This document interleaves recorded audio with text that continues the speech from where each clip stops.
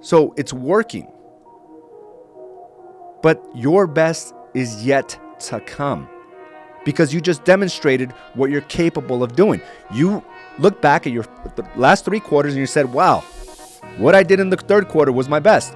What I did in my second quarter was the best. Or maybe what you did in the first quarter is your best. But you let the other 2 quarters slide. You weren't as aggressive.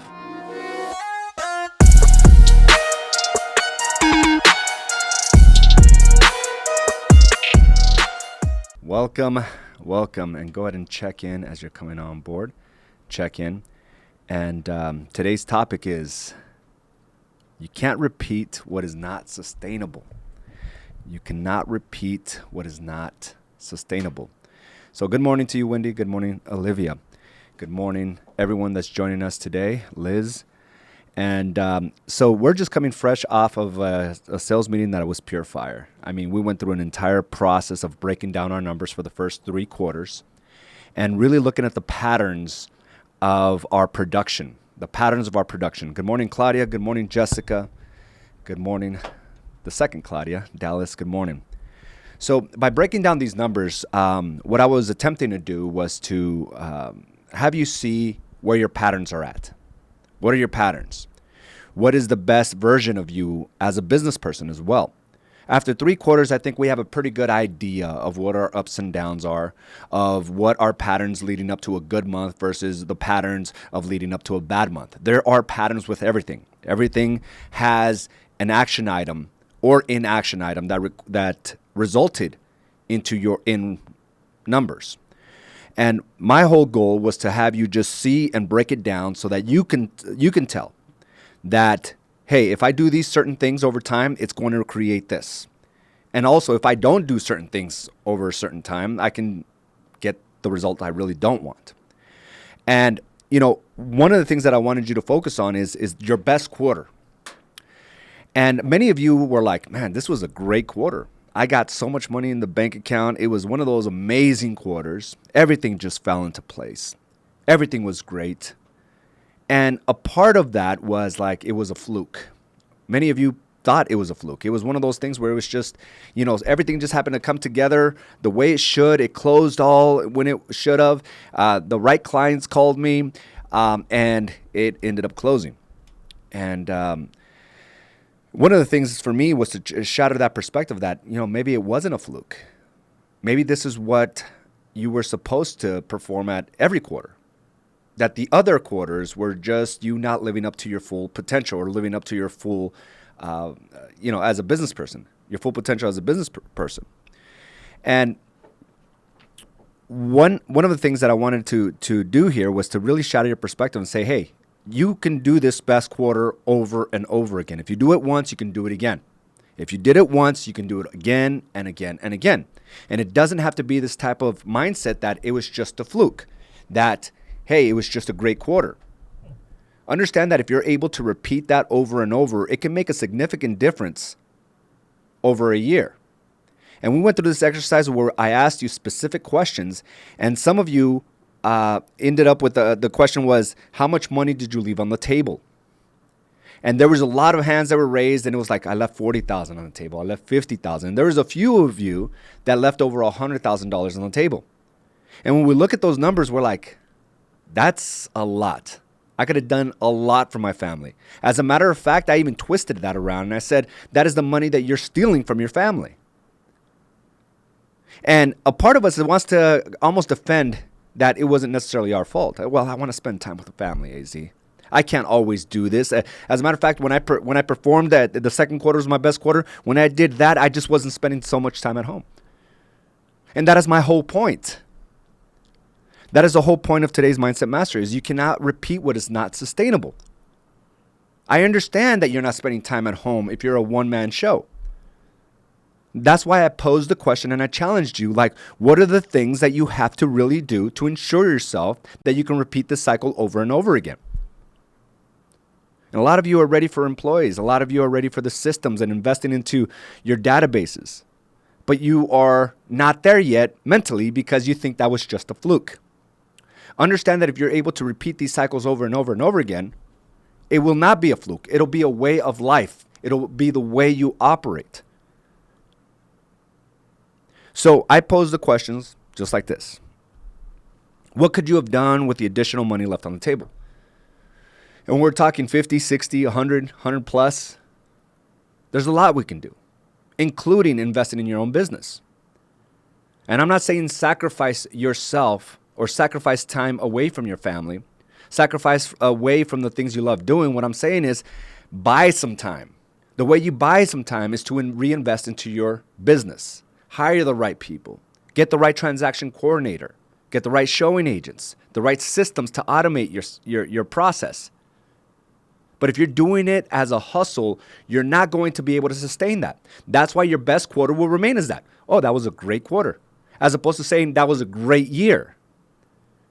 That's what we have to really process within our minds, that it wasn't a fluke. But we have to learn how to sustain that. When it gets tough, a part of us doesn't want to continue to push the envelope. A part of us wants to hold back because it's already putting a lot of pressure on us. You're not spending a lot of time at home. Things are getting a little hectic. Your clients are like calling you 24/7. So if I get one or two more deals, it's just going to send me over the edge. That is the first sign that you're trying to do all things on your own. That is the best you'll ever get. But if you apply the right systems, the right personnel, that is now the standard of what you will get. Imagine where you can actually take your business at that point.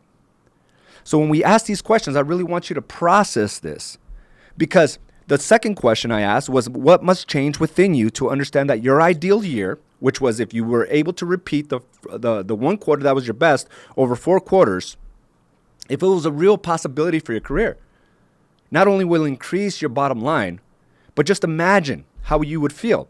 Just imagine what you can supply for yourself and your family. And not only that, create stability within your household. It's a real possibility if you see yourself there. But understand, if you work your butt off to get there, it's not sustainable. Are you capable of doing that over and over again? Yes. If you do it once, you can do it again.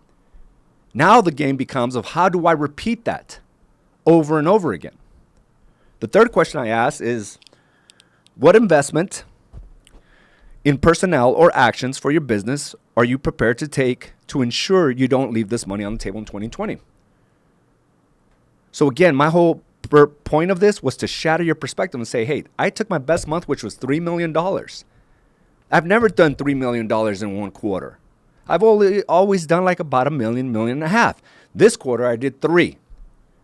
So now, as opposed to having a $6 million year, you just showcase that you can be a top player at 12 million.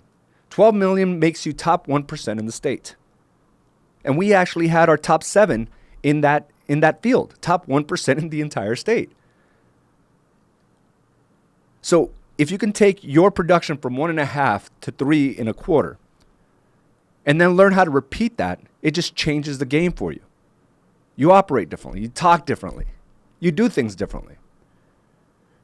But if we see it as a fluke, we think it was just something that happened. It wasn't strategic. It wasn't something that you can repeat because, again, it was just a fluke. But now it's like, wait a minute. What if my best quarter this year became the standard for me next year? I'm going to repeat that again. What if my best quarter this year became the standard of the way I operate moving forward for the year 2020? That's all it takes, is for you to envision that that's how you're supposed to operate. That's how you're supposed to run your business. Hey, Z, well, I worked really hard for that quarter. I don't know, man. I mean, I just had family members call me and friends that just happened to sell. Again, you're trying to convince yourself that it wasn't because of your actions, that you just got lucky. I'm trying to challenge you to believe that it was a direct result of your actions, the direct results of your marketing and your approach to the game, your confidence, your certainty.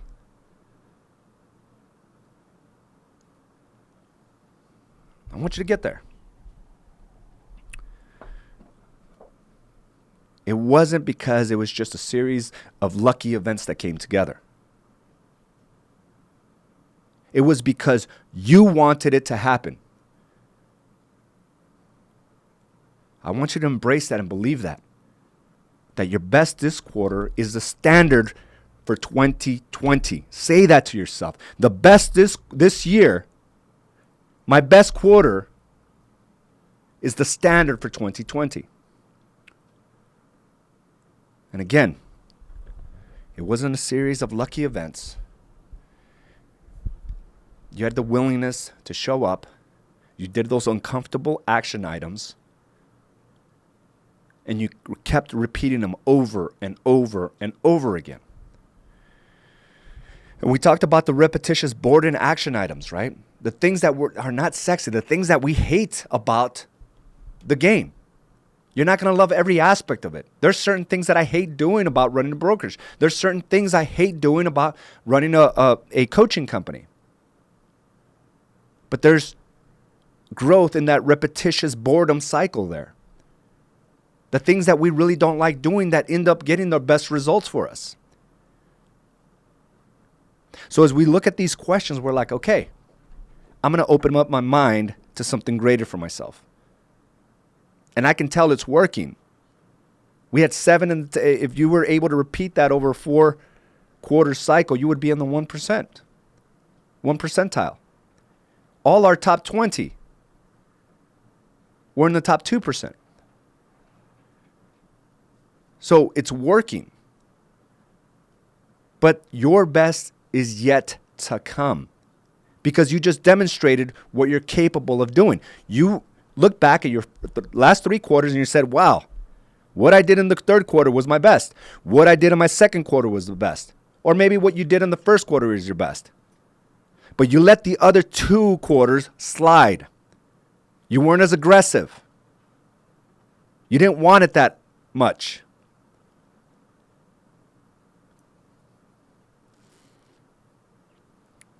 Or did you? And I know results take time to build up. But what I'm saying is when you have that momentum, you cannot hold yourself back. So I want you to think about a couple things. How does it feel when you don't perform on all cylinders? I remember I had a coaching client here within the brokerage. And I asked her the very same thing. And she ended up in our top 5. I'll let you try to guess who it was. It's up to you. Or just take my word for it. This person's been in the game quite some time. And she's demonstrated that she can have great quarters. But there was a pattern of inconsistency. Because, well, she has a family. She's a wife. She's got kids. She runs a business. So trying to maintain all things at once is sometimes difficult. But what ends up happening is like when you ask a simple question, so how does it make you feel when you don't perform on something you do? Right? If you don't perform as a parent, you feel guilty. If you don't perform as a business owner, you feel the same way. And here's the thing, some of the things that I asked her was, how does it feel when you are not doing what you're supposed to do? We feel guilty, right? We feel bad. We feel like we're not really doing our part. And then it's like, how do you treat your family when you don't feel good? You probably blame them for not getting the results you want in your business. I know I've done that multiple times where I'm just angry. So you're not giving the best of yourself to your business, which means you're not giving yourself the best of yourself to your family. And finally, how do you treat yourself when you're not performing to what you think you should be? This is where a lot of us lose ourselves. This is where the comparison game comes, right? And it has nothing to do with necessarily what the other person is doing, your competitor is doing. It has everything to do with what you fail to do. It's not often that we compare ourselves when we're doing great things. But at the moment we stop doing the great things, We compare, we blame, we get angry, we get upset, we shut down. So right now, I just want to focus on how to repeat that success style. We already know the positives and the consequences of doing what we should be doing or not. So I want you to think about a few things as you digest what your best quarter was. As you start looking at your numbers, think about the action items that you did during that time frame. How did it get there? And I'm not talking about what happened in the last quarter, like in the third quarter. What action items did you take in the second quarter to give you the results in the third quarter? It's usually, we don't get results usually of the things we do right now. It's usually in the future. And the consequences typically don't come in the future. That's what's so hard about this game. There's no instant satisfaction. There's no instant gratification. What we choose to do or not do will not show its results until 60 to 90 days from now. So sometimes it's hard to tie those two things together. Because if we fail to do something, well, I still have deals closing, so we don't tie it into like what I'm failing to do right now is going to affect me 60 or 90 days from now. The results you're getting right now is what you chose to do or not do 60 or 90 days from now. So as you look at your results in the third quarter and your results as we're halfway in our fourth quarter, or a third into our fourth quarter, think about the action items you took to get those results. A lot of you were holding lots of open houses. You were texting your sphere every single day. You were on Facebook like a maniac. You were marketing every day. You were emailing. You were talking. You were going to family functions, networking events. You were on your game.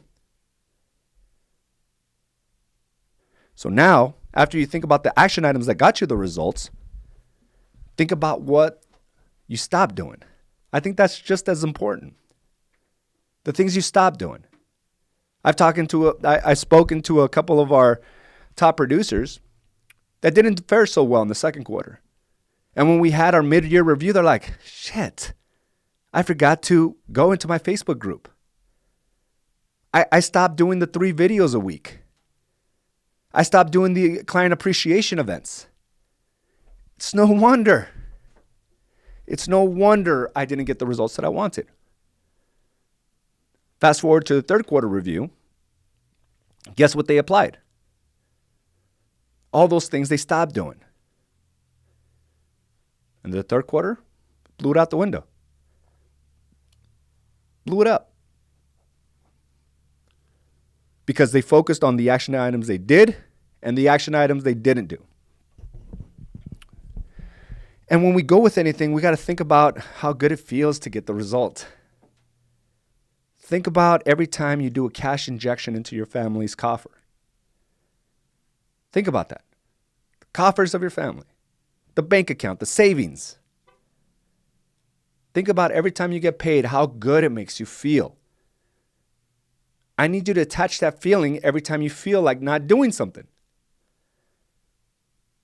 I need you to attach that sensation every time you feel like not making that phone call or getting up, getting ready, and coming to the office. Attach that. Here's something very important, and we went through it. Set new targets. What is it? Maybe it's something materialistic. It's okay. Maybe you want a new car by Christmas. Maybe you want to give the best Christmas to your family ever. Maybe you want to help out your parents or your siblings. You have a friend that's in need and you just want to give them that money as opposed to expect them to pay it back. You want to help a family in need or families in need. You want to go on that vacation. Maybe this is the first time you decide to take your immediate family to a vacation during Christmas. Why not? Maybe it's a new house. Paying off debt. Probably already said it. What about if it's a new car? A car for your teenager. Car for your parents. I've done that twice. I've done a house for my parents. Because it was a target. It was something that I wanted to do. So that drove me. So it can be about materialistic things. It doesn't have to be. but it can be to motivate you. So if you meet your 2019 results, what is it that you're going to do for yourself or your family? And it's okay. But understand that you haven't arrived. There's still more within you. And here's the final thing. Don't reward yourself. Okay? Don't reward yourself unless you hit your target. Because what that ends up doing is you condition yourself to get the satisfaction of a reward without hitting the items you set forth. It could set off the wrong habits, the wrong patterns. Because, whether you hit it or not, you're still going to reward yourself. But that's not right. Kind of like maybe you have the reward of eating whatever you want on a Sunday for one meal if you work out every day. But if you only showed up twice and still had that meal, well, what are you doing? What are you reinforcing? You're not reinforcing any good habits or restraint. You're not reinforcing restraint. So if you don't hit your targets, I don't want you to go out and take that vacation. I don't want you to go out and buy that new car. You must hit your targets, which means you got to make them achievable, but yet outside of your reach, where it's going to stretch you to become a better business person. So as you set your targets, and we're coming up into 2020, we're going to talk about this again. But that's what we have to continue to reinforce within ourselves. If I hit my target, I reward. I will get these rewards. If I don't, I'm going to have to wait till the next quarter or the next month. And it could be a monthly thing. But the point is, do not reward yourself until you hit your result. And if you continue to hit your results over and over again, hey, who doesn't like rewards? So guys, I hope this reinforces our meeting. I thought it was a great and epic meeting. I couldn't tell you how proud I was just standing there and watching, like no one else was doing this in our market. No one else is doing it in our industry. Where we come together within the brokerage, right? To set these new targets, to see something greater for ourselves. I don't know anyone else doing it. And if they do it, it's like this seminar where people that are needing this are flying in from different locations just to try to get something similar. We have it within the house. It's within our own organization, and I love it. 70 people just focused on what they're going to do over the next 45 to 50 days. Focused, determined, planning out. These are the action items. This is what I'm going to do. The results are top 20. It's no accident. Now let's learn to repeat that cycle, because you cannot repeat what is not sustainable. All right, let me go ahead and get some feedback here before we wrap it up. We got Gabe. This is why you both have succeeded in creating a brokerage like no other. I know from experience this is the place that will change the dynamics of your mind, body, and soul. Absolutely, man. And just the way we approach business is the way we got to approach all things, right? I lost 5 months this year, and damn, it hurt. I would say that included my well-being as well. I realized I need to stay focused on the small steps and just keep pushing through the roadblocks. Focus on myself, then everything will line up. Make sure targets are set and met each week. Yeah, as we look at our results, we're like, damn it, I did throw away this quarter or that quarter. And that's why I wanted to tie in, like, what is the money you left on the table? Because you're like, when we leave that much money on the table, we're taking that away from our family. And not only that, we're also creating instability and hostility and resentment and anger and doubt and fear. Your kids know when you're on your game, and they also know when you're not. And that's what we got to be responsible for. Like, it goes beyond just the finances. It's our certainty and our ability to create stability. So think about that, guys. Every time you decide not to do the things, there's a collateral damage there. It goes beyond just you. It weighs heavy on your spouse. It weighs heavy on your kids.